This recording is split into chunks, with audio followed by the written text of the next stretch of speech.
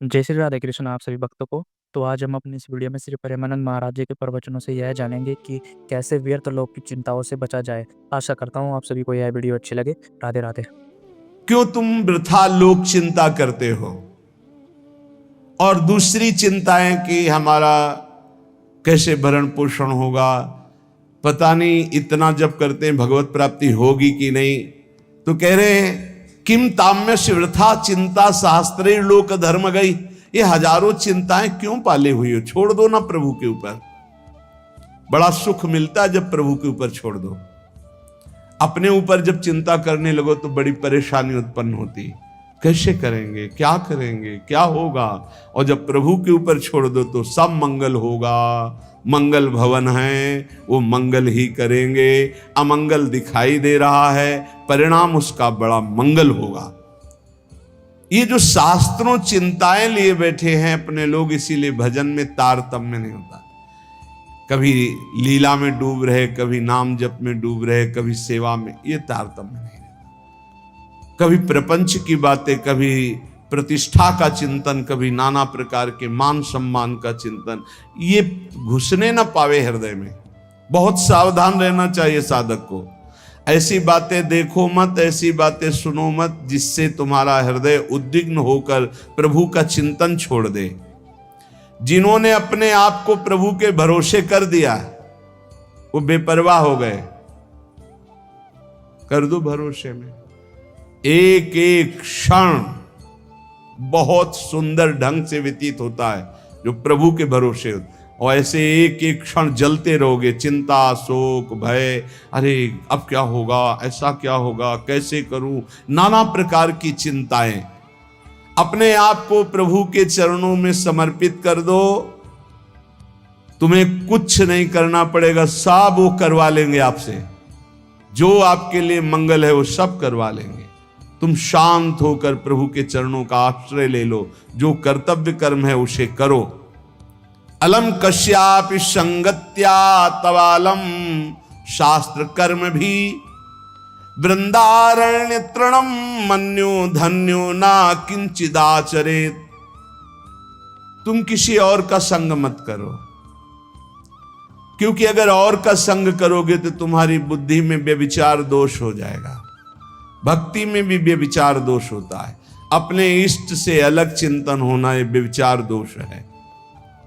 अलम कश्यापि संगत्या, किसी का भी ऐसा संग मत करो जो श्यामा श्याम के सुमिरन में बाधा पहुंचा दे। प्रिया प्रीतम की चिंतन वृत्ति हट जाए और अपनी चिंतन वृत्ति जागृत हो जाए, या किसी व्यक्ति की चिंतन वृत्ति, ये बहुत बड़ी हानि है। और आगे कह तवालम शास्त्र कर्म भी, तुम शास्त्र कर्म की भी अब चिंता मत करो। क्यों? शास्त्र कर्म की क्यों न करो? क्योंकि कर्म करते करते अनंत जन्म हो गए, फिर भी हमारा उद्धार नहीं हुआ। अब क्या करो? अब भज गोविंदम भज गोविंदम गोविंदम भज मूढ़ मते। एक ही उपाय है भगवान का भजन। चाहे जितना शास्त्र स्वाध्याय कर लो, व्याकरण पढ़ लो, बहुत सुनने योग्य आद्य गुरु का ये स्तोत्र है।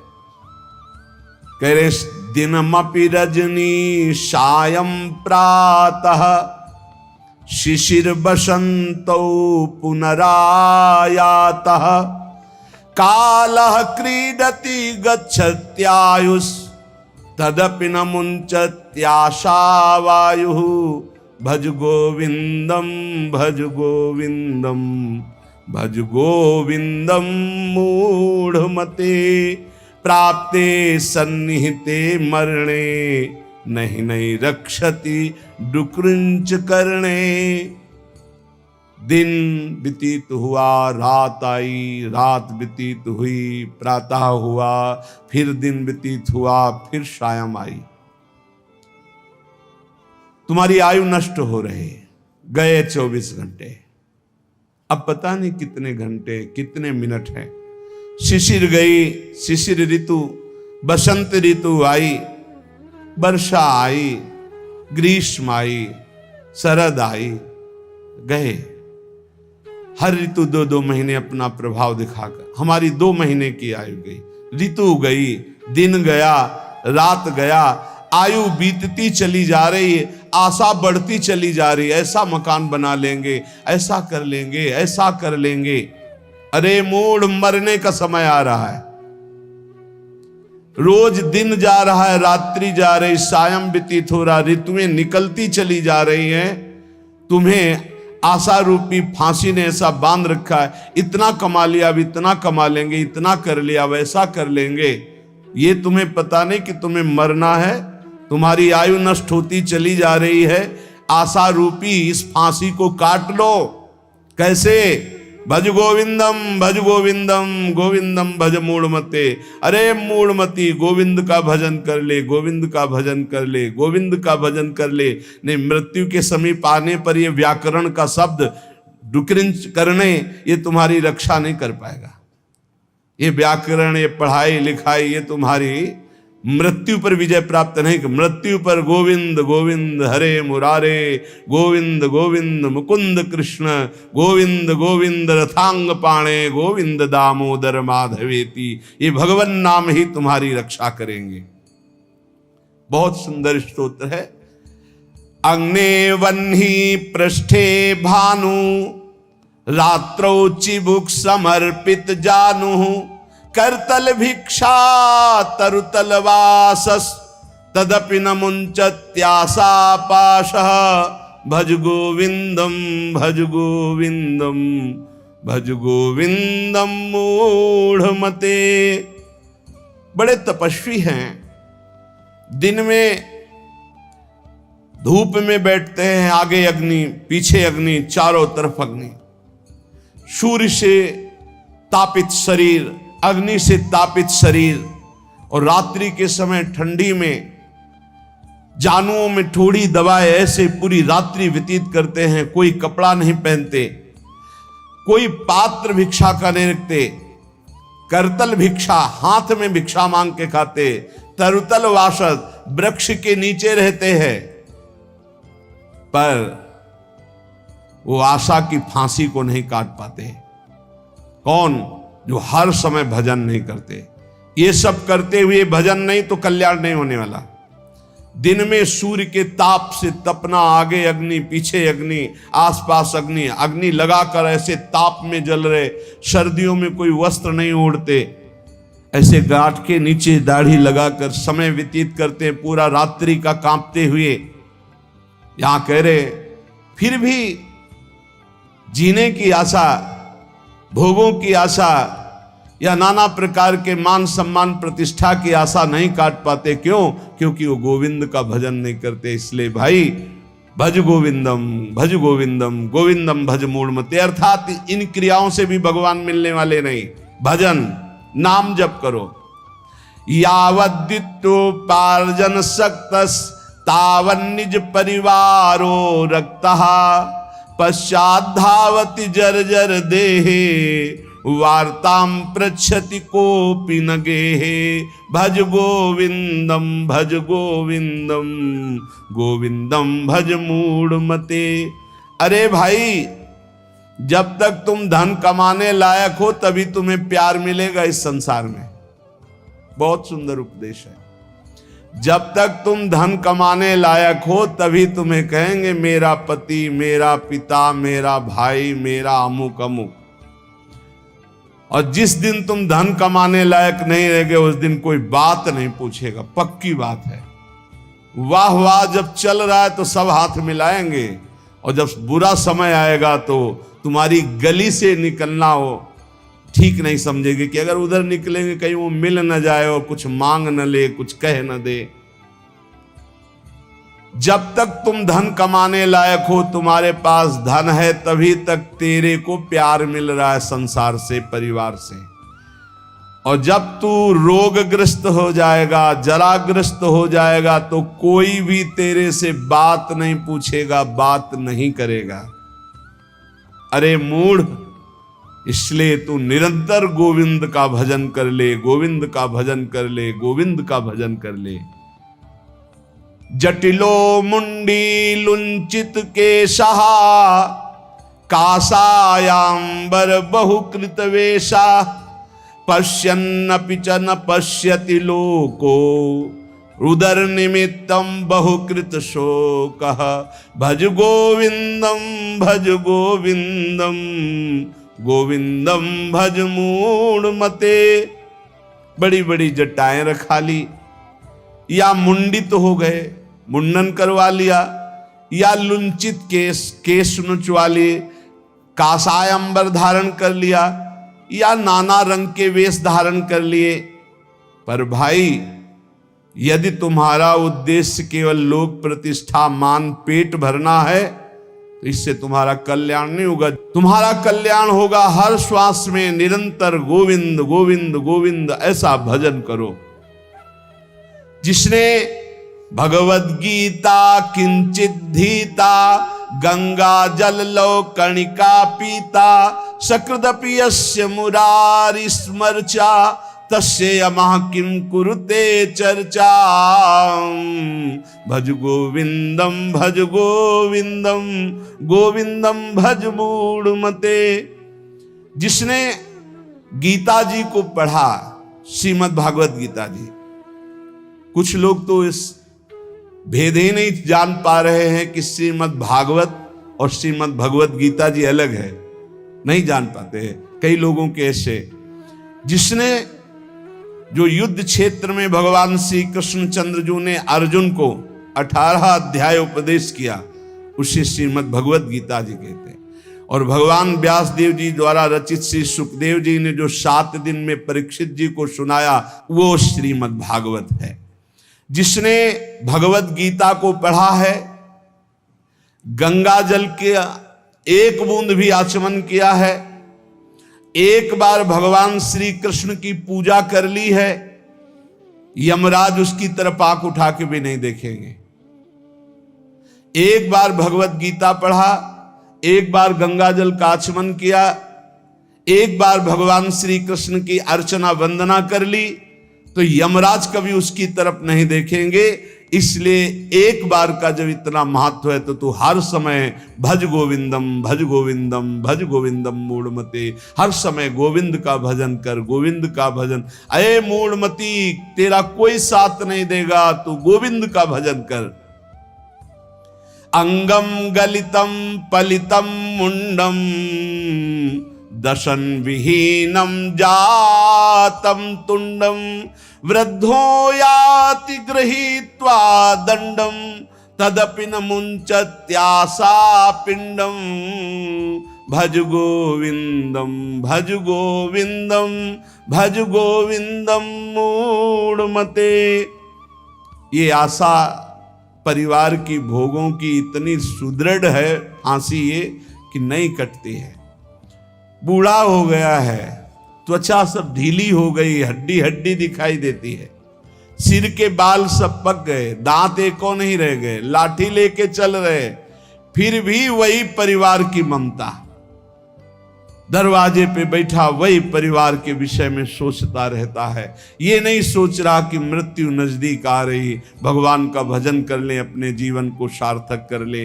अरे मूढ़, तू निरंतर गोविंद का भजन कर ले, गोविंद का भजन कर ले, कोई तेरे काम आने वाला नहीं। बालस्तावत क्रीडासक्तस् तरुणस्तावत तरुणी रक्तः वृद्धस्तावत चिंता मग्नः पारे ब्रह्मणि कोपि न लग्नः भज गोविंदम भज गोविंदम भज गोविंदम मूढ़मते। कहते हैं कि ये भजन की अवस्था नहीं है, तो कब भजन की अवस्था होती? बाल्यावस्था खेल कूद में चली गई, जवानी स्त्री में आसक्त भोग में चली गई, वृद्धावस्था रुपया पैसा नाती पनातीन की चिंता में चली गई, तो परब्रह्म परमात्मा का भजन करने की कौन सी अवस्था है? अरे जब से होश हो जाए तभी से भजन शुरू कर दो। चेतना जागृत हो, बुद्धि काम करने लगे, राधा राधा राधा गोविंद गोविंद गोविंद भजन करे। अरे मूढ़, कोई तेरा साथ देने वाला नहीं। इसलिए भज गोविंदम भज गोविंदम।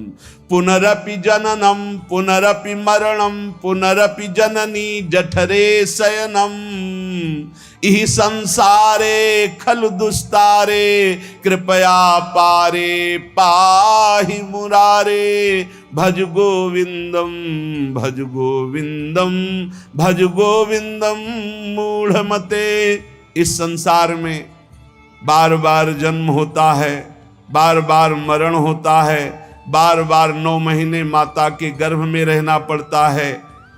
अब तो होश संभाल ले, मनुष्य शरीर मिला है, भगवान श्री कृष्ण की शरण में आ जा और इस अपार संसार से पार हो जा और हर क्षण गोविंद गोविंद गोविंद ऐसा रट, नहीं बार बार जन्म मरण के चक्र से तुझे कोई नहीं बचा सकता है।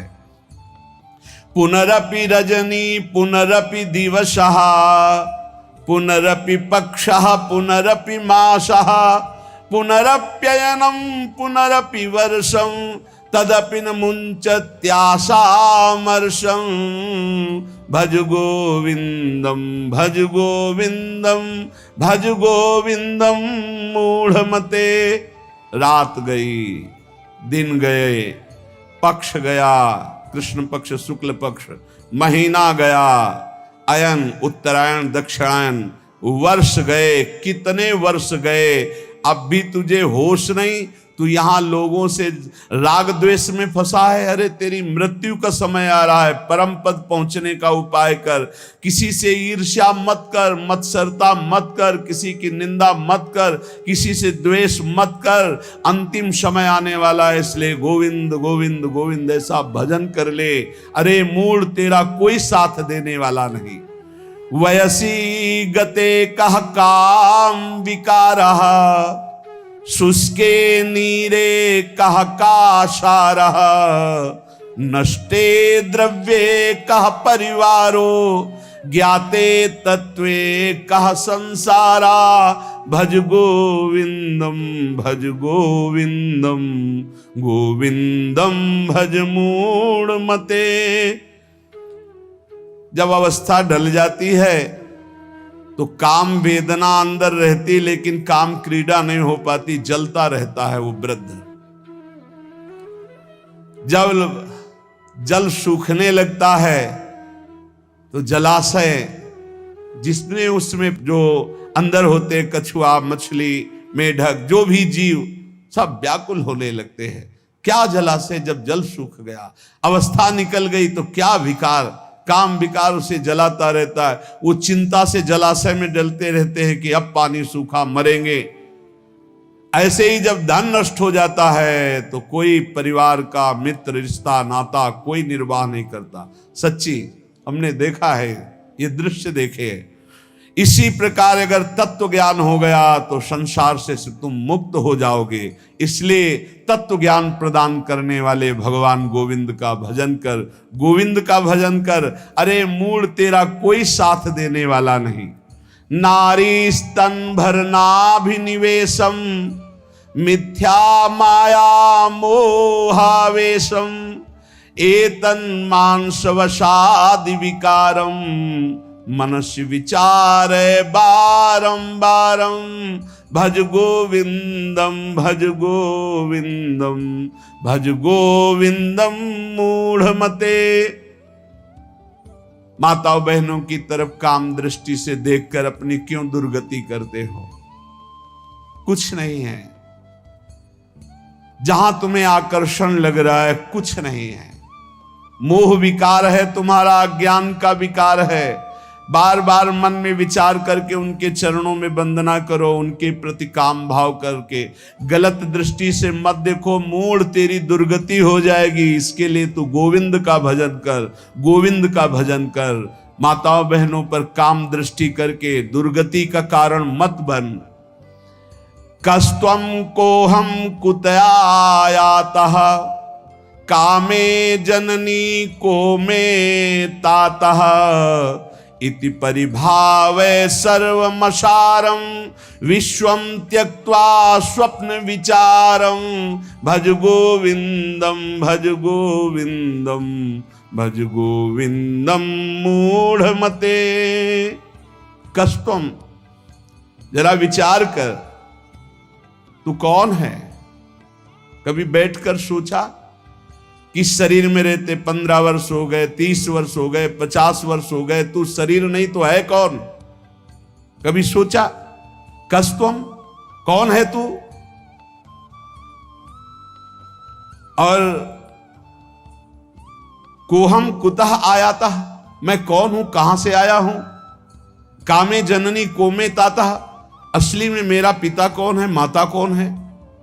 ये तो बनावटी है, कुछ समय के लिए छूट जाएगा शरीर, ये शरीर संबंधी माता पिता है, लेकिन मैं कौन हूं?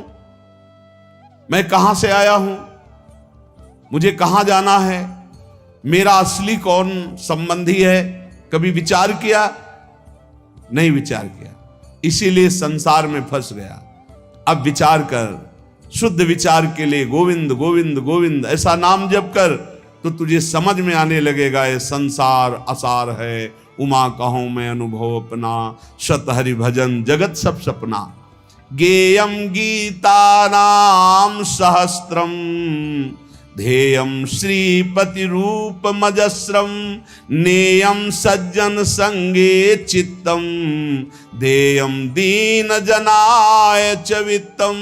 भज गोविंदम भज गोविंदम, गोविंदम भज मूढ़मते। चाहे एक श्लोक ही गीता जी का पढ़े, रोज गीता जी का एक श्लोक पढ़कर अर्थ सहित चिंतन करे। विष्णु शास्त्र नाम, गोपाल शास्त्र नाम, इनका नित्य पाठ करें, 1000 नाम हो जाते हैं, बहुत लाभ मिलता है। 35 मिनट में हो जाता है, बहुत आराम से गाइए तो 40 मिनट में हो जाएगा। रोज गोपाल शास्त्र नाम, विष्णु शास्त्र नाम का पाठ करो, रोज गीता जी के भले चाहे एक श्लोक ही पाठ करो। और कह रहे कि भगवान श्री हरि का नाम कीर्तन, उनका पूजन, उनका ध्यान करो और सदैव संत जनों का संग करो। नेयम सज्जन संगे चित्तम, चित्त संत जनों की वाणी में दे, असंतों की वाणी में ना दे। पर हमें लगता है संत जनों की वाणी में चित्त बहुत कोई भाग्यशाली देता है, नहीं तो प्रपंच की वाणी सुनने के लिए कान बहुत लालायित रहते। देयम दीन जनाय च वित्तम, यदि भगवान ने तुम्हें धन दिया है तो तुम उस धन का सदुपयोग करो, ऐसी जगह सेवा में लगाओ जो भगवान के अनुराग में चल रहे हैं, भगवान के भजन में लगे हुए हैं, गौ सेवा है, या ऐसे जो गरीब हैं, औषधि के लिए परेशान हैं, उनको औषधि का व्यवस्था कर दे। ऐसा धन का शोधन धन्य प्रथम गति जा। नेयम सज्जन संगे चित्तम, देयम दीन जनाय च वित्तम। धन की सार्थकता है दीन जनों की सेवा में, और खूब नाम जप करे। यावत जीवो निवसति देहे, कुशलम तावत पृच्छति गेहे। गतवति वायौ देहा पायो, भार्या बिभ्यति तस्मिन् काये। भज गोविंदम भज गोविंदम भज गोविंदम मूढ़मते। ये शरीर तुम्हें बहुत प्यारा लग रहा है ना, इस शरीर को बहुत लोग तुम्हारे प्यार कर रहे हैं ना, ये सब माया का नाटक है। जिस दिन तुम्हारा प्राण इस शरीर से निकल गए ना, तो जो बहुत प्यार करते थे वो नजदीक नहीं बैठना चाहेंगे। चाहे जितना प्यारा कोई रिश्ता नाता संबंध रखता हो, और मुर्दा घर में एक कमरे में हो, कह दे जाओ उसके पास बैठकर रात व्यतीत करो, तो कह के डर लगेगा। प्राण निकलने पर कोई तेरा नहीं है, इसलिए जब तक प्राण है तो प्राणनाथ गोविंद का भजन कर ले। गोविंद गोविंद गोविंद। सुखतः क्रीते रामा भोगः, पश्चाद्धंत शरीरे रोगः। यद्यपि लोके मरणं शरणं, तदपि न मुंचति पापाचरणं। भज गोविंदम भज गोविंदम भज गोविंदम मूढ़मते। जो अपने ब्रह्मचर्य का नाश करता है तो पहले उसे सुख जैसा लगता है, बाद में वो भयानक रोगों से ग्रसित हो जाता है। सुखता क्रियते रामा भोग। बहुत सावधान, जितना आप अपने ब्रह्मचर्य को सुरक्षित रखेंगे उतने ही आप आत्म बलवान होंगे, उतने ही आप पवित्र बुद्धि वाले होंगे, उतने ही शरीर आपका स्वस्थ होगा, आपकी इंद्रियां तेजस्वी बलवान हो जाएंगी, भोगों की तरफ जाने के लिए नहीं, भगवान की तरफ जाने के लिए। और जो काम भोग को बड़ा सुख मान करके रमण करता है, पीछे शरीर जर्जर हो जाता है, बड़े भयानक रोगों से ग्रसित हो जाता है। भाई संसार में सब छूटना है, मरना है तो सच्चिदानंद को प्राप्त कर लो। लेकिन इसी का उल्टा दुष्ट लोग सोचते हैं, जब मरना ही है तो खूब मनमानी करके मरेंगे। और विवेकी जन, संत जन जो साधु स्वभाव के, कि जब मरना ही है तो पापाचरण क्यों करना है, मुझे अच्छे आचरण करके उत्तम गति को प्राप्त करना है। इसलिए कोई भी पापाचरण मत करो। पापाचरण जन्म जन्मांतर में तुम्हें दुख ही प्रदान करेगा। हर समय गोविंद गोविंद गोविंद ऐसा भजन करो। रथ्याचरपट विरचित कंथा, पुण्या पुण्य विवर्जित पंथा, नाहम ना त्वम नायम लोकस, तदपि किमर्थम क्रियते शोकः। भज गोविंदम भज गोविंदम भज गोविंदम मूढ़मते। तन ढकने के लिए यदि चिथड़े भी हो तो चलेगा, तन ढकने के लिए, शरीर पोषण के लिए ज्यादा चिंता मत करो, ये तन भी जलेगा, सड़ेगा, नष्ट होगा। इसलिए पापाचरण करके बहुत अच्छे कपड़े पहनने को मिले तो हमारे लिए नरकगामी स्थिति ही है। वर्तमान में भी पापाचरण के द्वारा शरीर को मत सजाओ, मोटी सोने की जंजीर, बढ़िया कपड़ा, कुछ नहीं। ये अग्नि में भस्म होने वाला शरीर है, ये नष्ट होने वाला शरीर। पापाचरण करके इसे सजा रहे हो और पाप करके दुर्गति भोगोगे। एक मार्ग है ऐसा जो तुम्हें इस जन्म में पुण्य और पाप दोनों से बचाकर भगवत प्राप्ति करा दे। वो भगवान का मार्ग है। न मैं हूं, न तू है, न ये संसार है, एकमात्र भगवान है। इसलिए भगवान की शरण में हो जा और गोविंद गोविंद गोविंद ऐसा भजन कर। कुरुते गंगा सागर गमनम, व्रत परिपालनम अथवा दानम, ज्ञान विहीना सर्वमतेन, मुक्तिम न भजति जन्म सतेन। भज गोविंदम भज गोविंदम भज गोविंदम मूढ़मते। चाहे गंगा सागर चले जाओ, चाहे बड़े बड़े उपवास कर लो, चाहे बड़े बड़े दान कर लो, जब तक भजन नहीं करोगे तब तक ज्ञान नहीं होगा। क्या ज्ञान? ये संसार में एकमात्र वासुदेव हैं। बहु नाम जन्मनावन्ते, ज्ञानवान माम प्रपद्यते, वासुदेवा सर्वमित सा महात्मा सुदुर्लभा। एकमात्र भगवान सर्वत्र है। ये अनुभूति जब तक नहीं होगी तब तक संसार चक्र में तुम्हें बार बार आना पड़ेगा। तो ये ज्ञान कैसे होगा? बोले निरंतर नाम जप करने से। चाहे गंगा सागर दौड़ आओ, चाहे बड़े बड़े उपवास कर लो, चाहे खूब दान कर लो, जब तक भजन नहीं करोगे तब तक शुद्ध ज्ञान नहीं होगा। और शुद्ध ज्ञान हुए बिना सर्वान वस्तुतया निरीक्ष परम स्वाराध्य बुद्धिर्मम, आपको भगवत प्राप्ति नहीं होगी। इसीलिए कह रहे बार बार गोविंद का भजन कर, बार बार गोविंद का भजन कर। श्रीपाद प्रबोधानंद जी इसीलिए कह रहे अलम कश्यापि संगत्या तबालम शास्त्र कर्म भी। बंद करो, अभी अन्य लोगों के संग का त्याग कर दो, जो भगवत विमुख वार्ता करते हैं, संत निंदा करते हैं, दूसरों की निंदा करते हैं। कुछ हाथ नहीं लगता, ये लोग दुर्गति को प्राप्त होने वाले हैं। भक्तन निंदा अति बुरी भूल करे जिन कोय, किए सुकृत बहुजन्म के छिन में दारे खोए।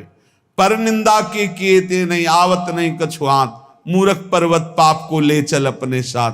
तो अलम कश्यापि संगत्या, ऐसा संग मत करो जिनके पास बैठने से भक्त निंदा, जन निंदा, भगवत निंदा हो, ऐसे से दूर रहो। अलम, बंद कर दो ऐसे लोगों का संग। रात दिन हम श्यामा श्याम का नाम जप करेंगे, श्यामा श्याम के लीला गुण गाएंगे, श्यामा श्याम के ही धाम का शोभा का चिंतन करेंगे। जब तुम अपना जीवन श्यामा श्याम के चरणों में न्यौछावर कर दोगे तो पूरा भार श्यामा श्याम ले लेंगे और तुम्हारे हृदय में मस्ती आ जाएगी। शोक, विषाद बहुत ध्यान देने योग्य विषय है। तभी लोगों को ऐसा लगता है कि ऐसा कैसे हो सकता है। भक्त के चरित्रों को जब सुनते तो लगता है ऐसा कैसे हो सकता है, ऐसी परिस्थिति में भी ऐसा कैसे हो सकता है। क्योंकि तुम मानसिक बुद्धि से युक्त हो और वो भागवतिक स्थिति से युक्त है, इसलिए तुम उसको पार पा ही नहीं सकते। जब तुम अपना जीवन श्यामा श्याम के चरणों में समर्पित कर देते हो हृदय से, फिर उनकी कृपा से सब विघ्न दूर हो जाते, एक अपार मस्ती रहती है।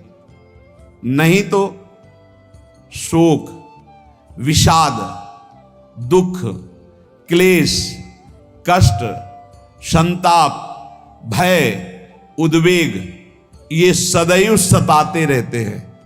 इसी से डिप्रेशन होता है। बार बार नकारात्मक चिंतन, शोक, विषाद, दुख, चिंता, क्लेश, संताप, भय, उद्वेग, यही पूरे मानसिक स्तर को नष्ट कर देते हैं। उत्साहहीन जीवन हो जाता है। जब तुम श्यामा श्याम को समर्पित हो जाते हो तो ये सब प्रवेश भी नहीं करते, एक अपार मस्ती बनी रहती है। अब क्या होगा? श्यामा श्याम जो करेंगे वही होगा। श्यामा श्याम पता नहीं कैसा करे, नहीं, वो सदैव मंगल भवन है, वो जो करते महामंगल होता है। यह निश्चय उपासक के हृदय में आ जाना चाहिए। इसलिए अपना सारा मन, सारी बुद्धि, सारा जीवन, प्रत्येक श्वास प्रभु को अर्पण कर दो, फिर देखो तुम निहाल हो जाओगे। दुख, शोक, विषाद, क्लेश, कष्ट, संताप, भय, उद्वेग, ये उसी को व्यापते हैं जिसने अपने जीवन को प्रभु के चरणों में अर्पित नहीं किया।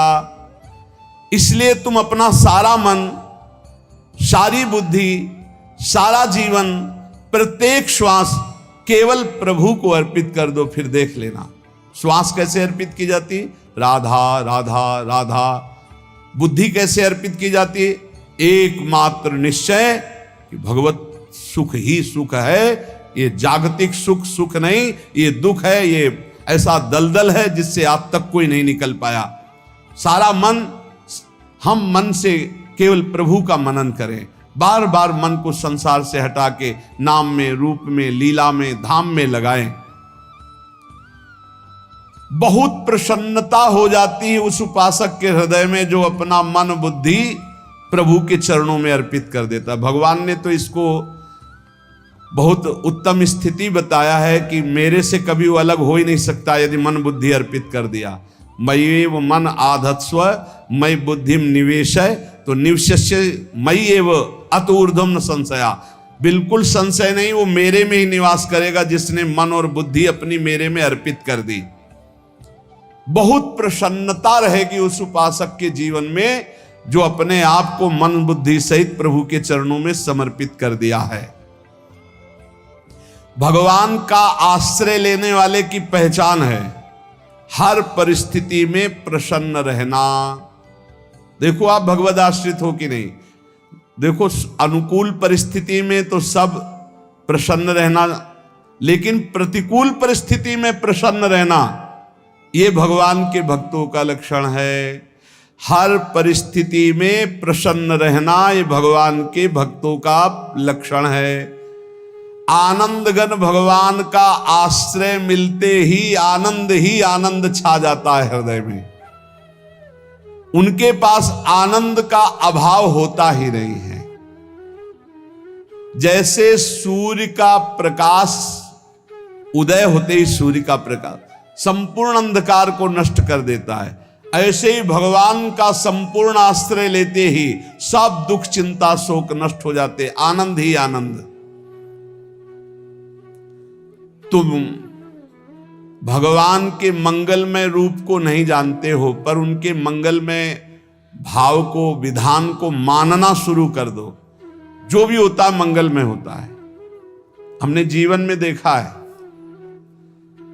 अगर इधर कोई बहुत बड़ा सुख दिया तो देर नहीं लगेगी, 24 घंटे नहीं व्यतीत होंगे और ऐसे दुख दे देंगे, जिससे दोनों का समान भाव रख करके ना दुख में तुम भूलो प्रभु को, ना सुख में फूलो, सीधे भगवत मार्ग में चल। पूरे जीवन की बात देखा है, भगवान के मंगल विधान में सदा सर्वदा सुख ही सुख है। इस बात को मान के प्रसन्न हो जाओ।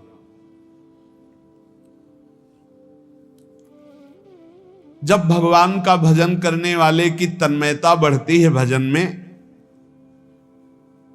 तो द्वेषी जन अपने आप तैयार हो जाते हैं। भक्त कभी किसी से द्वेष नहीं करता, अपने आप वो द्रोह करने लगते। तो नरसिंह मेहता जी से बहुत गांव के कई लोग थे जो जलते थे, ऐसे जलते थे कि अब क्या करें, कैसे मिटा दे नरसिंह मेहता जी को। अब उपाय तो मिल नहीं रहा था। तो एक दिन संतों की मंडली आई और उन्होंने कहा कि हम रास्ते में कोई चोर आदि धन ना ले ले, इसलिए यहां से किसी की हुंडी चलती है क्या द्वारिका में? पहले ऐसा था। बोले हाँ, हमारे यहां बहुत बड़े सेठ हैं नरसिंह मेहता जी, पर आप कहोगे वो मना कर देंगे।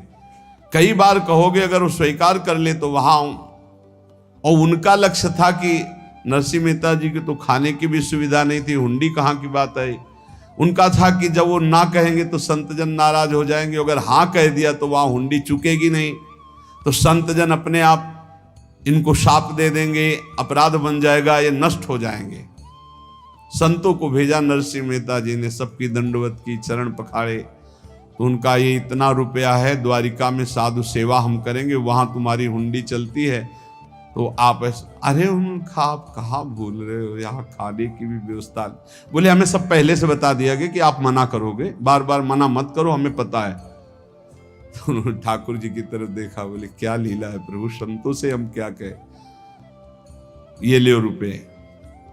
उस समय स्वर्ण की मोहरें चलती थी, बेच के बाजार से खूब उन संतों को पवाया, उन्हीं संतों की सेवा की। और उनका अपने सेठ का नाम तो बताओ जहां हमें जाके हुंडी मिलेगी। सेठ सावल सा सेठ। संत जन गए वहां, पूछा कि नरसिंह मेहता जी का जिन सेठ से परिचय, उनका नाम सावल सा सेठ, उनकी गद्दी कहां है? तो जो कुछ भक्त थे वो द्वारिकाधीश की तरफ संकेत करते कि वही हैं। बोले नहीं, वो सेठ है, उनकी गद्दी चलती। पूरी बाजार में कहीं कोई। अब संत जन एकांत में होकर के बहुत विचलित हुए, क्या हमारे साथ धोखा हुआ? नरसिंह मेहता जैसा संत क्या धोखेबाज हो सकता है? देखो, संशय तो बहुत विचित्र होता है, बड़े बड़ों को संशय हो जाता है। जब भगवती सती जी को संशय हो गया, राम जी को, हे खग हे मृग हे मधुकर श्रेणी, ऐसा पूछते हुए कि सच्चिदानंद कैसे हो सकते, तो किसी को हो सकता है, क्योंकि वो बुद्धि की अधिष्ठात्री देवी है। जो ही उनके मन में ऐसा आया कि क्या हमारे साथ धोखा हो रहा है, इतने में ही देखा जय हो सावल सा सेठ की। वो कहा सावल सा सेठ, तो देखा बढ़िया मुनीम जी उनके साथ, तो सेठ बस्ता लिए हुए मुनीम जी, सरकार इधर से चलो।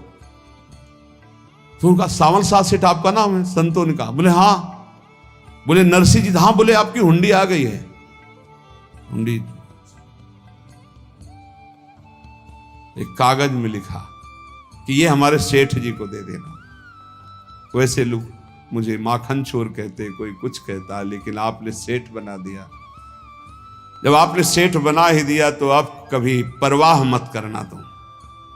और ये सेवक आपकी सेवा में सदैव तत्पर है, भगवान ने ऐसा लिखा। जो भगवद आश्रित है, एक बार ये चलता रहता है, जो संत जन होते हैं उनके विरोधी अपने आप बन जाते हैं, किसी से कोई मतलब नहीं, अपने आप विरोधी बन जाते हैं। कबीरदास जी का पूरी काशी में यश था, भजन करने वाले महापुरुषों का यश बढ़ता है जब, तो जो भजनहीन होते हैं उनके हृदय में जलन पैदा हो जाती है और वो उनको विविध प्रकार से फंसाना चाहते हैं, उनको कष्ट देना चाहते हैं। तो कबीरदास जी के यश को धूमिल करने के लिए कुछ ब्राह्मणों ने एक रचना रची, मुड़ मुड़ा के कबीरदास जी के शिष्य बन करके पूरी काशी के सब आश्रमों में निमंत्रण दे आए। कल भंडारा है, संत सेवा है, सबने स्वीकार किया।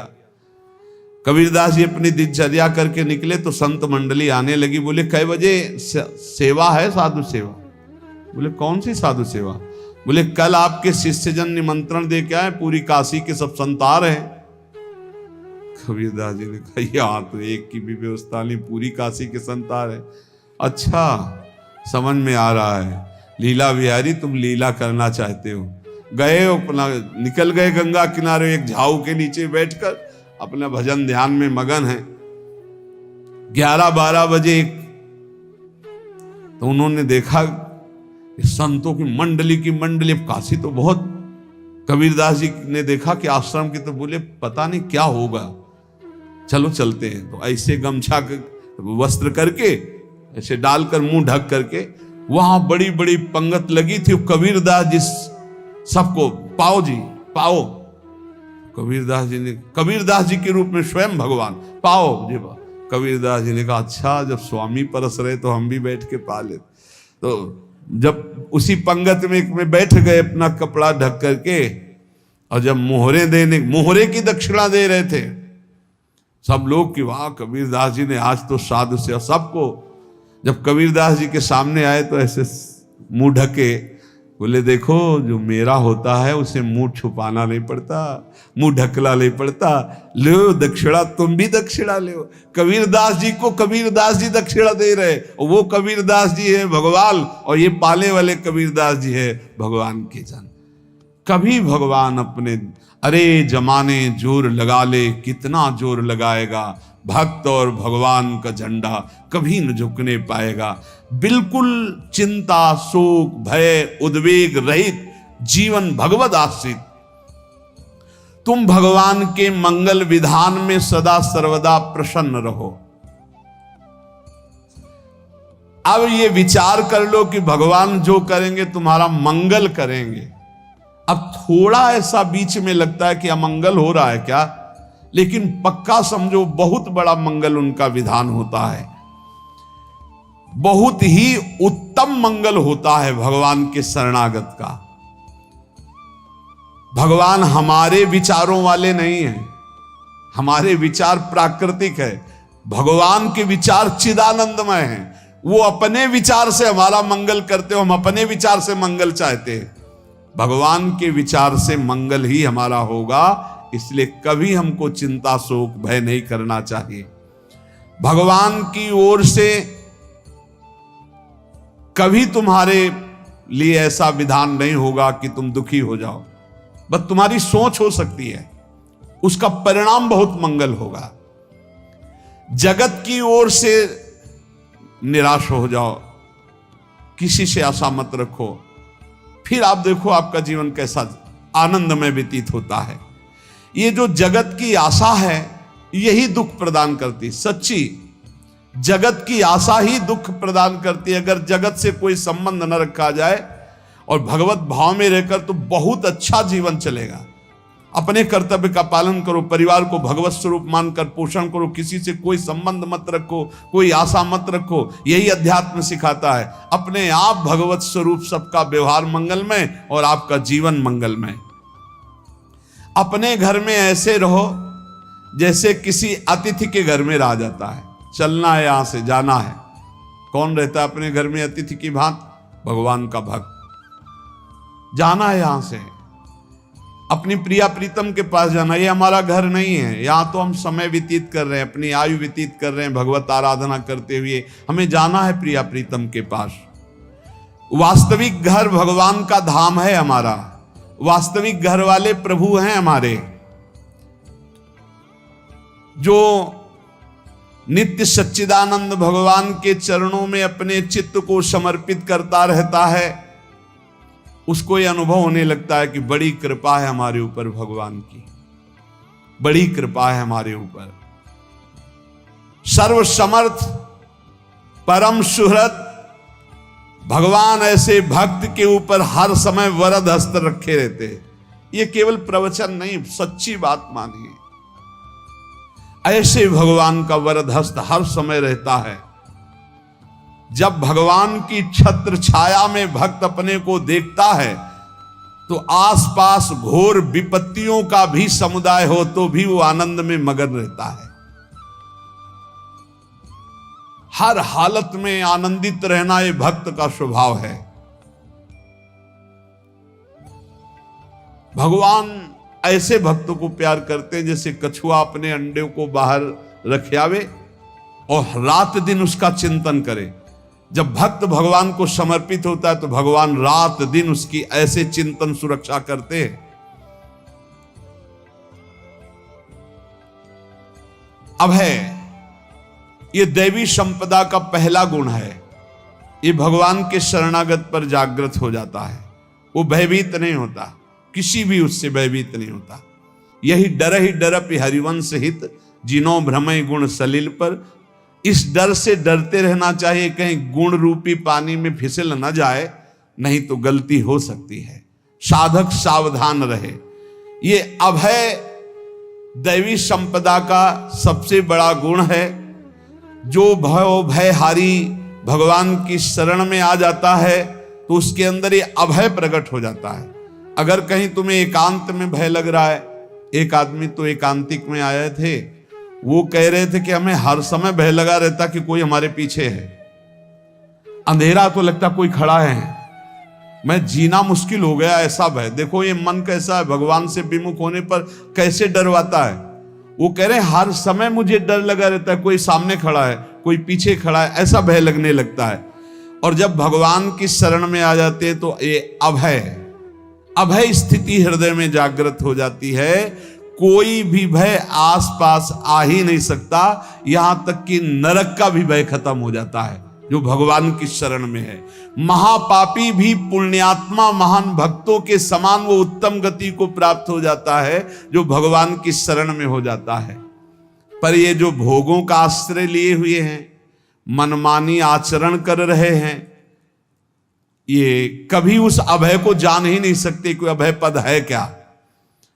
इनको तो कदम कदम पर शोक, भय और दुख की प्राप्ति होगी। कोई बचा नहीं सकता जो भोगों में लगे हैं, मनमानी आचरण कर रहे हैं। अगर निर्भय होना चाहते हो, परम सुखी होना चाहते हो तो भगवान के शरणागत हो जाओ। सारे जगत को अभय दान देने वाले भगवान हैं। भगवान का एक प्रण है, ममपन शरणागत भयहारी। जो मेरी शरण में आ गया उसके भय का मैं नाश कर देता हूं। साधना में अवस्था मन की मानी जाती है कि आप कितने अच्छे साधक हैं। यदि आपका मन भगवदाकार है, हर समय भगवत चिंतन चल रहा है, आपके स्वप्न भागवतिक आ रहे हैं, आपके विचार भागवतिक हैं, तो आपकी अच्छी साधना हो रही। और यदि आपके स्वप्न गंदे आ रहे हैं, क्योंकि स्वप्न में मन का ही सारा खेल होता है, और आपकी चिंतन वृत्ति वासनात्मक चल रही, तो अभी साधना का प्रभाव मन पे नहीं पड़ा है। जिसका मन हर समय भगवत चिंतन करता रहता है वो जीते जी जीवन मुक्त हो जाता, अनुभव होता है। जैसे किसी ने कहा कि हमें कैसे पता चलेगा कि हमारा काम हो गया है, तो जैसे आप भोजन पा लेते हैं तो किसी दूसरे से गारंटी थोड़ी लेनी होती कि हम छक गए हैं क्या, आप जरा बताना हम छक गए हैं क्या। नहीं, अपने हृदय में आ जाता है कि अब मैं तृप्त हो गया। ऐसे ही अपने हृदय में आ जाता है कि मेरा काम हो गया, अब मेरा जन्म नहीं होगा। ये हृदय में आ जाता है, अपने आप अनुभव में आ जाता है। जब स्वरूप बोध होता है तो किसी और से सलाह थोड़ी लेनी होती है, वो अपने आप अनुभव में आ जाता है। हाँ, यदि गुरुदेव का वर्ण नहीं किया है तो फिर आपको किसी न किसी गुरु से प्रमाणित करवाना पड़ेगा। अगर गुरुदेव का वर्ण किया है तो वही मंत्र, वही नाम, वही गुरु शरणागति आपको अंदर से पुष्ट कर देगी कि आपका काम हो गया है। विषय चिंतन करता हुआ मन विषय आसक्ति को प्राप्त होता है। विषय आसक्ति को प्राप्त हुआ मन बार बार जन्म मरण और नरक को प्राप्त होता है। बस ये विषय चिंतन हटाना ही प्रमुख कर्तव्य साधना का है। बार बार मन को विषयों से हटा करके प्रभु के नाम में लगाओ, प्रभु के रूप में लगाओ, प्रभु की लीला में लगाओ। 3 प्रकार का चिंतन होता है। एक असत चिंतन, जिसे पाप कहते हैं, जिसे अशुभ चिंतन कहते हैं। एक सत चिंतन, जिसे पुण्य कहते हैं, जिसे शुभ चिंतन कहते हैं। और एक भगवत चिंतन। पाप चिंतन, अशुभ चिंतन, पुण्य चिंतन, शुभ चिंतन, ये दोनों संसार में बांधने वाले हैं। संसार से मुक्त नहीं हो सकते शुभ चिंतन करके। पुण्य का प्रताप आपको देवलोक आदि के भोग भुगा सकता है, भगवत प्राप्ति नहीं। लेकिन भगवत चिंतन से आपके शुभ अशुभ दोनों का नाश होकर भगवत प्राप्ति हो जाएगी। अब आप देखो अपने मन में कि अधिक समय आपका भगवत चिंतन होता है, शुभ चिंतन होता है कि पाप चिंतन होता है। प्रारंभ में तो सपोर्ट करने के लिए कहते हैं मन लगे ना लगे आप नाम जप करो, लेकिन जब उसकी कसौटी होती है भक्त की, तब मन ही से होती है। अगर मन आपका पाप चिंतन कर रहा है, अशुभ चिंतन कर रहा है, स्वप्न गंदे आ रहे हैं, अभी आपके ऊपर रंग नहीं चढ़ा भक्ति का, भजन का रंग नहीं चढ़ा। जब शुभ और अशुभ दोनों चिंतन छूट जाए, केवल भगवत चिंतन हो। असत चिंतन, अशुभ चिंतन तो साधक का होने न पावे, ऐसे बचावे। क्योंकि जितना अशुभ चिंतन होगा वो आपको भ्रष्ट करेगा, पक्का करेगा। अशुभ चिंतन से तो भयभीत हो जाओ। जहां पाप का चिंतन, गंदी बातों का चिंतन हो, भयभीत हो जाओ, पुकारो प्रभु को, राधा राधा राधा राधा। ये अशुभ चिंतन आपको दुख, विपत्ति, चिंता, शोक में फंसा देगा। और शुभ चिंतन ये कोई खास बात नहीं, ये दुख तो नहीं देगा आपको, पर फंसा ये भी देगा, लोक लोकांतर के सुखों में फंसा देगा। तो ना हमें शुभ चिंतन करना है, ना अशुभ चिंतन करना है, हमें भगवत चिंतन करना है। भगवत चिंतन में ऐसा तेज प्रकट होता है ज्ञान का, जैसे सूर्य के प्रकाश में रस्सी में सांप का जो भ्रम हो जाता है वो नष्ट हो जाता है। जहां सूर्य उदय हुआ दिखाई देता है रस्सी है, ऐसे जो भगवान में संसार का भ्रम हो गया है, राग द्वेष मान अपमान निंदा स्तुति, ये ज्ञान में सब नष्ट हो जाता है। तो ये ज्ञान प्रकट होता है भगवत चिंतन से। भगवत चिंतन से अज्ञान अंधकार का नाश होता है और समस्त दैवी संपदा के गुण उसमें जागृत हो जाते हैं। दैवी देव संपदा, देव भगवान को कहते हैं।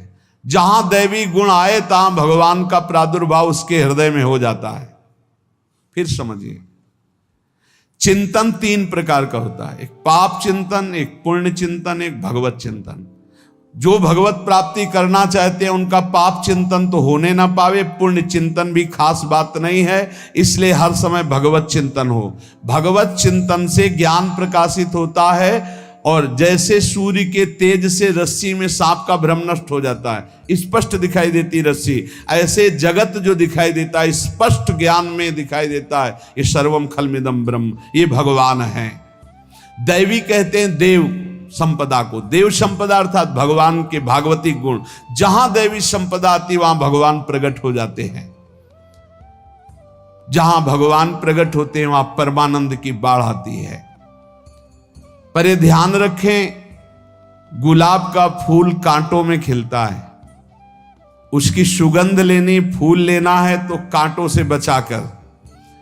ऐसे ही जब आप भगवत चिंतन के लिए चलेंगे तो आपका चिंतन चुराने के लिए माया विविध नाटक करेगी, कांटे फैलाएगी। कोई तुम्हारी निंदा करेगा, कोई अपमान करेगा, कोई उपहास करेगा, तुम्हारी अव्यवस्था हो सकती है, तुम्हारी परिस्थिति बहुत भयावह हो सकती है। इन परिस्थितियों में भी भगवत चिंतन का तार ना टूटने पावे तो आगे गुलाब का फूल है। जैसे कांटे से बचाकर गुलाब का फूल लेते हैं और भगवद अर्पित करके सौरभ का सुख लेते हैं, ऐसे ही भगवान के प्रेमानंद का अनुभव करने के लिए संसार के कांटों से बचना होगा। और खिलेगा यही फूल संसार में ही, मनुष्य देह में, और योनियों में नहीं। भगवत प्राप्ति स्वर्ग में नहीं होगी, इसी मृत्यु लोक में होगी। पहले मन नहीं लगता भगवत चिंतन में। भगवत चिंतन जबरदस्ती करना पड़ता है। भगवत चिंतन जे ही प्रारंभ करोगे ते ही बहुत बाढ़ आ जाएगी पाप चिंतन की। ध्यान दीजिए, बहुत लोग प्रश्न करते रहते हैं कि हम जब भजन में बैठते हैं तो बहुत गंदी बातें आती, मन बड़ा चंचल होता है, भाग जाता है। ऐसा प्रारंभ में जब कोई भगवत चिंतन प्रारंभ करता है तो उसका मन विषयों में भागता है, गंदी बातों में भागता है।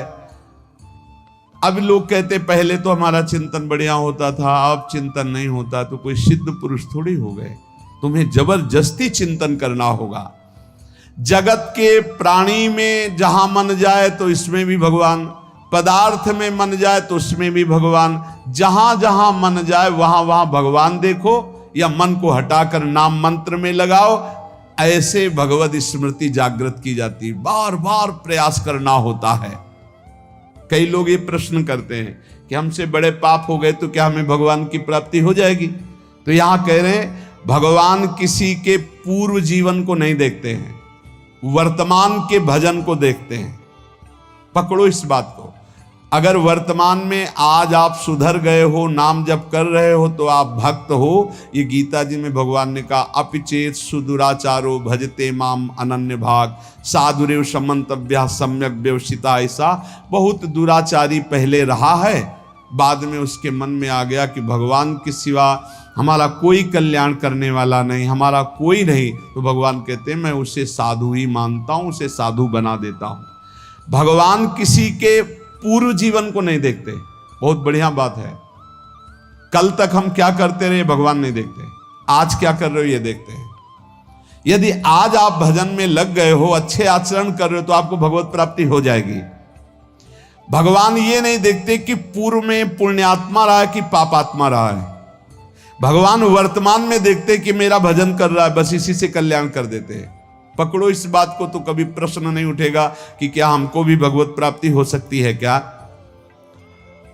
हमारा मन यदि श्री भगवान को चाहने लगे तो श्री भगवान हमारे मन में ही आकर बस जाएंगे। भगवान की रूप माधुरी में मन डूबने लगेगा। यथार्थ सत्य, जो भगवान से थोड़ा भी प्यार करने लगे हैं उनके हृदय में भगवान की, उनकी भावना के अनुसार झलक आने लगी है। हृदय में प्रभु के आते ही अनंत जन्मों के संस्कारों का नाश हो जाता है। इसलिए तुम अपने पहले वाले घृणित जीवन को याद भी मत करो और उसको सोचकर जरा निराश भी मत हो। अमावस्या में घोर अंधकार रहता है, पर प्रातः काल में अंधकार नष्ट हो जाता है।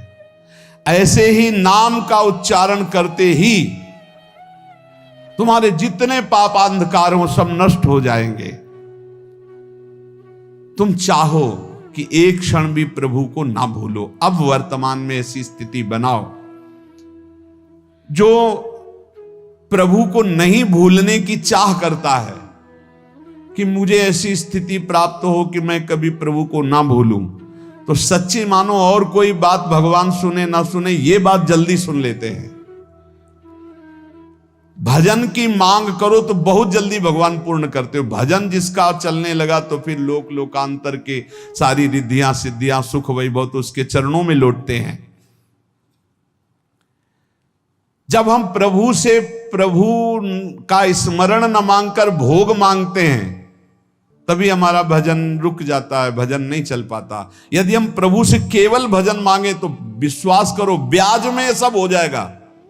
मूल भजन तो आपका बचेगा ही, ब्याज में लोक लोकांतर के भोग आपके चरणों में लुटते घूमेंगे। आप भजन करके तो देखो, अरे घिघियाने की जरूरत नहीं, किसी से मांगने की जरूरत नहीं, भजन करके देखो, सब ठीक हो जाएगा, सब अपने आप बन जाएगा। हम बहुत बड़ी भूल कर देते हैं कि थोड़ा भजन करके प्रभु से कुछ सांसारिक वस्तुएं, स्थितियां, परिस्थितियां बदलने की मांग कर लेते हैं, जिससे भजन छूट जाता है। यदि हमारा भजन प्रतिपल होने की भावना बन जाए और प्रतिपल होने लगे, तो चलत चितवत दिवस जागत, शुपन सोवत रात, हृदय तेवह श्याम मूरति, छिन नैत उत जात। वो चल रहा है या बैठा है, वो खा पी रहा है या क्रियारत है या क्रियावीन, हर समय प्रभु समाये रहते चिंतन में। प्रभु के स्मृति चिंतन के समान अध्यात्म की कोई बड़ी स्थिति नहीं है, इससे बड़ी कोई स्थिति नहीं।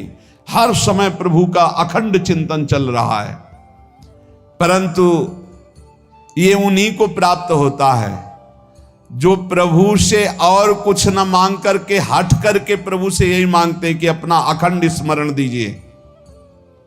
ध्यान दीजिए, अखंड स्मृति से बढ़कर कोई स्थिति नहीं है। ये हम कई शास्त्रों में, महापुरुषों के वचनों में ये बात पाई है। अखंड स्मृति, हर समय भगवान के चिंतन में डूबा हुआ, इससे बड़ी कोई स्थिति नहीं। पर ये उसी को प्राप्त होती है जो भगवान से कुछ और ना मांग करके यही मांगता है कि अपना भजन दीजिए, हर समय मैं आपके भजन में डूबा रहूं। प्रभु की स्मृति इतनी महान है कि जिन्होंने बैर भाव से प्रभु का स्मरण किया, उनको भगवान की प्राप्ति हो गई। जैसे कंस आदि भगवान से बैर ही तो रखते थे, लेकिन भगवान की स्मृति रहती थी, स्मृति ने उनको भगवत प्राप्ति करा दी। स्मृति में महान सुख है, पर वो जब भक्ति रस से युक्त स्मृति होती, तब माधुर्य रस, प्रेम रस का अनुभव होता है। कल्याण तो वैर भाव से स्मरण करने वालों को भी प्राप्त हो गया। यदि आप भक्त हो और ये चाहते हो कि आपकी भागवती की स्थिति बहुत जोर की हो, तो हम आपसे प्रार्थना करते हैं कि रोज प्रभु से एक ही बात मांगिए, मुझे अखंड स्मृति दीजिए। अर्जुन जी को पूरी गीता जी सुनने के बाद यही मिला, नष्टो मोहा स्मृति लब्ध्वा। स्मृति, प्रभु आप हम पे ऐसी कृपा कर दो कि हमारे हृदय में किसी और व्यक्ति, वस्तु, स्थान की स्मृति न रह जाए, केवल आपकी स्मृति रह जाए। ये चाह भगवान बहुत जल्दी पूर्ण कर देते हैं, यदि उपासक हृदय से ये बात मांगे। भगवान की कृपा से ही ऐसा हो सकता है कि अखंड स्मृति, ये कर्म फल से नहीं मिलती है। प्रभु के प्रति निर्भर होकर जो दैन्यता पूर्वक प्रभु से मांगता है और हर समय अभ्यास करता रहता है भगवत स्मरण का, उसको ये स्मृति मिलती है। और स्मृति मिल गई तो इससे बड़ी कोई स्थिति नहीं, हर समय भगवान का स्मरण। प्रभु से मन प्रतिपल नया नया स्वाद लेकर के आसक्त होता रहता है, नवम नवम। प्रभु कभी बासी नहीं होते। जैसे किसी व्यक्ति को देखो तो देखते देखते मन हट जाएगा कि देख लिया, बहुत सुंदर है, ठीक है, लेकिन वो एक दिन मन हट जाएगा। और प्रभु की सुंदरता नवम नवम है, प्रभु के नाम का स्वाद नवम नवम है, प्रभु की लीला का स्वाद नवम नवम है, प्रभु के धाम की शोभा नवम नवम है। जैसे आचार्य महाप्रभु हरिवंश चंद्र जी कहते, नयो नेह नवरंग नयो रस नवल श्याम वृषभानु किशोरी, नव पीतांबर नवल चूनरी, नई नई बूंदन भींजत गोरी, नव वृंदावन हरित मनोहर, नव चातक बोलत मोर मोरी, नव मुरली जो मल्हार नई गति, सब कुछ नया। तो नवम नवम प्रभु प्रतिपल, नवम नवम प्रभु का रूप, प्रियाजू का नवम नवम, अबहीं और अबहीं और अबहीं और है। तो कहते हैं जब मन निरंतर स्मृति में डूबता है, तो जब प्रभु की रूप माधुरी प्रकाशित होती तो ऐसी नवम नवम कि कभी ये नहीं होता कि रूप बासी हो गया। ये वही रूप है जो हमने अभी देखा था, नवम नवम। इसलिए आनंद की उफान आती रहती है उपासक के हृदय में। ऐसी प्रियता, ऐसा आनंद बिना भजन के नहीं अनुभव में आएगा। इसलिए तुम विश्वास करो, तुम्हें बहुत सुंदर सुख मिलने वाला है, आगे अपार सुख मिलने वाला है। ये थोड़ा दुख का समय काट लो, जब तक जीवन है ये दुख सुख की लहर आती रहेगी, आप इसको सह जाओ। आगे बहुत आनंद है, विश्वास मान लीजिए, बहुत आनंद है। जो ये विश्वास कर लेता है वो प्रभु के मार्ग में चलकर प्रभु को प्राप्त कर लेता है। नहीं तो इतने रोड़े हैं कि आप ऊब जाओगे, बहुत रोड़े हैं। जो प्रभु के मार्ग में चलता है तो माया के बहुत से पार्षद अपना प्रभुत्व दिखाने उनके पास आते हैं, महिमा अपनी दिखाने, पर वो किसी वस्तु, स्थिति, अवस्था, प्राणी, पदार्थ का प्रभाव स्वीकार ही नहीं करता, क्योंकि भगवत स्मृति परायण है, भगवान की कृपा पर विश्वास है, इसलिए उसको कोई फंसा नहीं पाता। वो नित्य निरंतर प्रभु से घुला मिला रहने के कारण उसकी मस्ती में कोई फर्क नहीं पड़ता। माया का प्रभुत्व रखने वाले उसे फंसाने की चेष्टा करते हैं, पर उस पर किसी का असर नहीं होता। वो कहीं लिप्त नहीं होता, वो कहीं दुखी सुखी नहीं होता, वो हर समय प्रसन्न रहता है। तुम देखो, हर समय प्रसन्न रहते हो? यदि नहीं तो तुम किसी व्यक्ति वस्तु का आश्रय लिए हुए हो, प्रभु का नहीं। अगर हां तो हर समय प्रभु का स्मरण चलना चाहिए, हर समय प्रभु के आश्रित हो। फिर देखना ये आनंद, ये प्रसन्नता क्या रूप रखती है। बड़े बड़े मस्त संतों को देखा, मस्त ऐसे उन्माद में मस्त है। उस सुख के लिए ललचाओ, कब तक जन्मते मरते रहोगे, कब तक बार बार दुख भोगते रहोगे, कब? बड़ा प्रपंच है ये। भगवान का स्मरण परम पुण्यात्मा पुरुष का हृदय माना जाता है। बहुत पवित्र हृदय, बड़ा पुण्यात्मा हृदय, जिसमें भगवान का स्मरण, भगवान का विस्मरण पापात्मा पुरुष, भयानक विपत्ति, दुर्भाग्य आते हो। सुदृढ़ निश्चय करो, अब हम भगवान के स्मरण में अपना समय व्यतीत करेंगे। मेहनत करो, कार्य करने के लिए कोई मना नहीं। आप नौकरी करो, किसानी करो, व्यापार करो, पर अंदर अंदर भगवत स्मृति, भगवत स्मृति ही सबसे बड़ी स्थिति है। अब चाहे हम जीवित रहें, चाहे हमारे मरण जैसी विपत्ति आ जाए, चाहे सब हमसे हट जाए, चाहे सब हमको नमन करें, अब हम दृढ़ निश्चय करके केवल भगवान के स्मरण करते हुए इस संसार के बीच समय व्यतीत करेंगे। अब हम चूकने वाले नहीं, ये नियम लीजिए। चाहे जीवन रहे या ना रहे, चाहे मरण जैसा कष्ट आ जाए, चाहे सब वियोग हो जाए, सब चले जाए, चाहे सब संयोग हो जाए, सब नमन करें, अब हम प्रभु का स्मरण नहीं छोड़ेंगे। जो ऐसा निश्चयी होता है, दृढ़ निश्चयी, उसके अंदर दृढ़ विश्वास, तो उसके हर समय भगवान की स्फूर्ति होती रहती है। भारी प्रतिकूलता में भी भगवान का सानिध्य अनुभव होता है। वो अनुकूलता में तो भगवान के दुलार को देखता है, लेकिन प्रतिकूलता में भगवान की विशेष कृपा को देखता है। ये संयोग, ये वियोग, संसार की ये द्वंद्वमयी वृत्तियां भक्तों के हृदय में नहीं चुभती। आए की हुज्जत नहीं, गए की तलाश नहीं, क्योंकि नित्य संयोग भगवत स्मृति के प्रभाव से प्रभु का रहता है। इसलिए सारे काम अपने भगवत स्मृति से युक्त होकर के करो, हर कर्म प्रभु को समर्पित करो, किसी से किसी भी तरह का कोई राग द्वेष नहीं। प्रभु की चर्चा के सिवा नियम ले लिया जाए कि कोई और अन्य चर्चा नहीं होगी। हमारे जीवन का परम लाभ है ये सेकेंड वर्तमान का हमारा भगवत स्मरण में जा रहा है, हम बेपरवाह, हम निश्चिंत है, हमारा परम मंगल होगा। इस बात को हृदय में बैठा ले और सतत भगवत स्मरण परायण रहे। शेष चर्चा आगे। श्री राधा वल्लभ लाल की जय।